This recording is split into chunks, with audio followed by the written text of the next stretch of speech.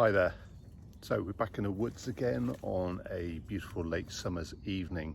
So what am I doing here? Well, today we're going to be looking at the Built to Send X1 Alpine rucksack. So the first question you're probably asking is, James, why are you reviewing an Alpine rucksack? Which is kind of what I thought as well, until I decided to give it a try. And surprisingly, the X1 makes a really good ruck for hiking as well. Okay, it's not specifically designed for that, and we'll go on to that in a while, but I'd just like to tell you a few more things about this first. So the first question is, who are Built to Send? They're a UK company, and as you've already guessed, they specialise in Alpine rucksacks. Looks like the team, looking at their bios on their website, are really keen Alpine climbers. So they've taken all their experience and immerse that into building products that are perfect for Alpine exploits, expeditions, climbing, etc. And they've come up with this rather superb rucksack. Now, one thing I will say before we go any further, this isn't a cheap rucksack. So if any hikers out there are thinking, yeah, great, I'm going to go out and buy one of these because it's got a fantastic review, in the UK this will cost you about £245, okay, which is about $400, so it's not cheap. So bear that in mind as we go through this review. So the second question that most people ask, and this is obviously a big one for many people, is the rucksack waterproof? Because hey, you know, who wants to be carrying around a portable swimming pool on their back after a downpour? I certainly don't. It is very waterproof to a point. Now, Built to Send have created this rucksack out of a single piece of material, but there are still seams in it, and this is one of the issues. Water will always find a way, it'll always ingress into the rucksack through these seams unless they're proofed. Now in a moment you're going to see an image of this rucksack in my bath at home. So I filled it full of some of my weights and then stuck one of my old army down jackets inside and left it there for a few hours. And as you can see from these two images, ignore the unicorn shampoo in the background, it's not mine. It belongs to my daughters, honestly. So you can see it immersed in the bath in this image, and then in the next image that pops up now, you'll be able to see my down jacket, and as you can see, it's a little bit damp. The rucksack was sat in the bath for probably 3 hours. So obviously some water came in through the seams. Now, if it had been proofed at the seams, then I don't think we would have had this issue. Okay, next, let's look at the rucksack in terms of comfort.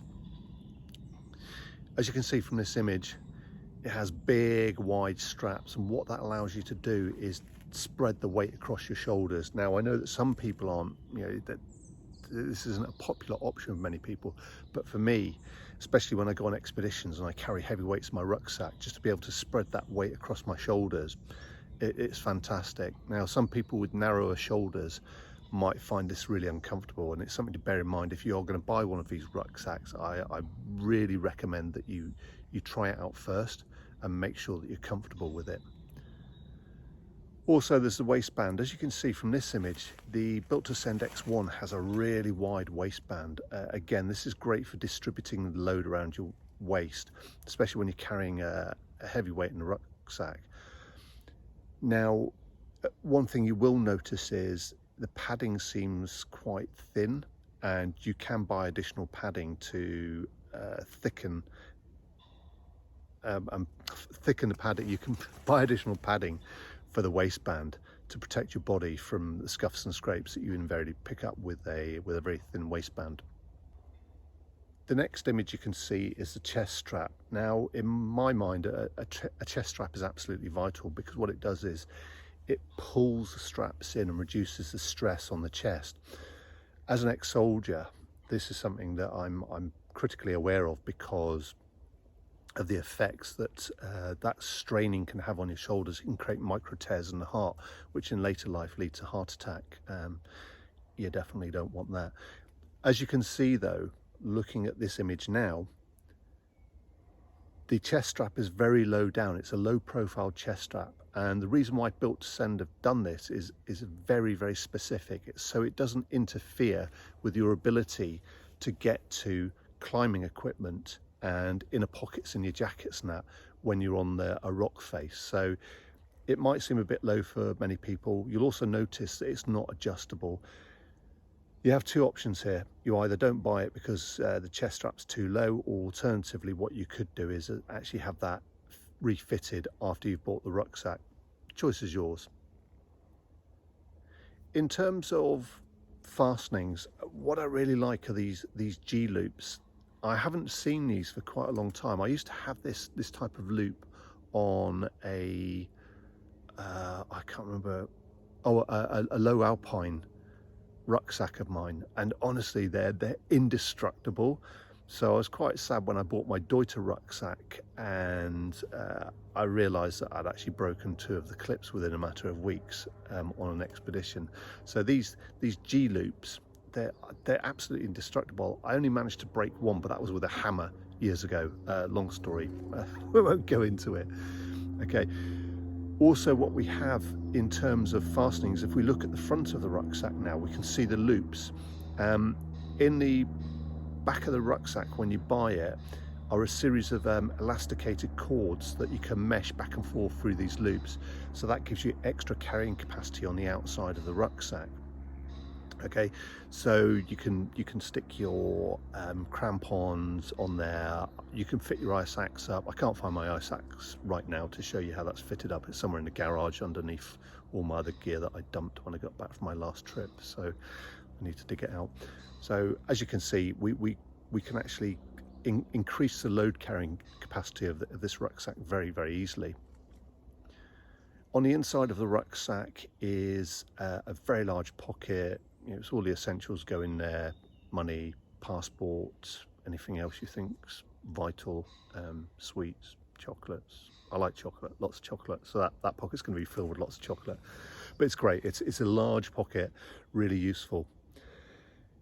In terms of carrying capacity, this is a 45-litre rucksack. Okay, so, and you can obviously squeeze a bit more into that depending on how you roll the top down.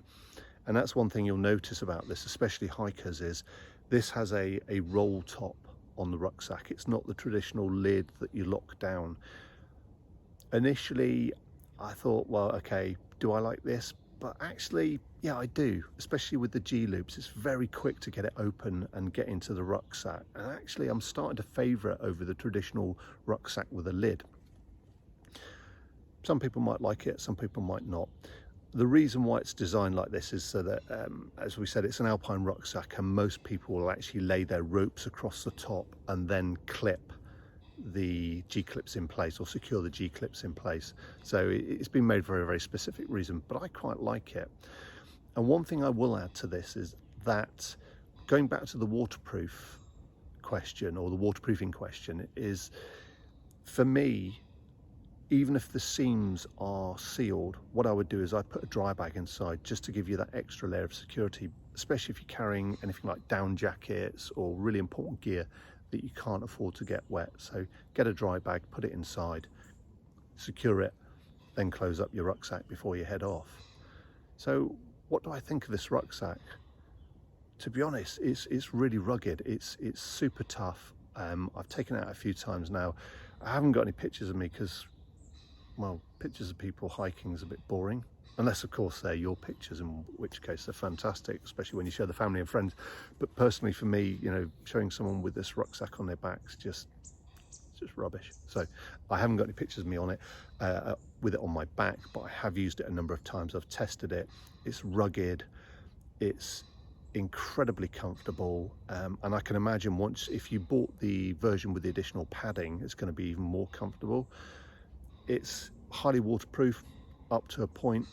Like I said, I recommend putting a dry bag inside. Great carrying capacity, slimline as well. Obviously, you know, that's one of the key points. You know, it's whether you're climbing a mountain, you need to be able to move around easily.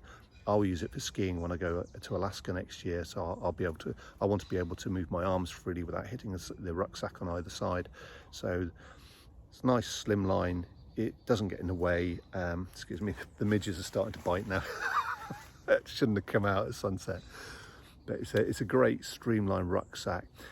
The only thing that might cause people to stop and say, is that for me, is the price. You know, £245, it is an expensive rucksack. If you're going to buy it, make sure you're happy with that price. Or alternatively, watch out for their occasional sales, because sometimes you can get it up to about 30% or 40% cheaper. So definitely watch out for those. So would I recommend the X1 Alpine as a hiking rucksack? Definitely. Are we getting anything in return for this? No. This is an honest review, because we have no affiliate links. We don't have an association with the company. I just bought this because I wanted to test it out. And to my mind, it's a British company making fantastic gear, and it's well worth it. Whether you're a climber, I'm sure there are climbing reviews on this as well, or a hiker, or anyone going on a trek or a big expedition. It's a great piece of gear, and I highly recommend, if you can justify the price, giving it a shot. Right, I need to get away from these midges now because they're starting to eat me alive, so see you soon.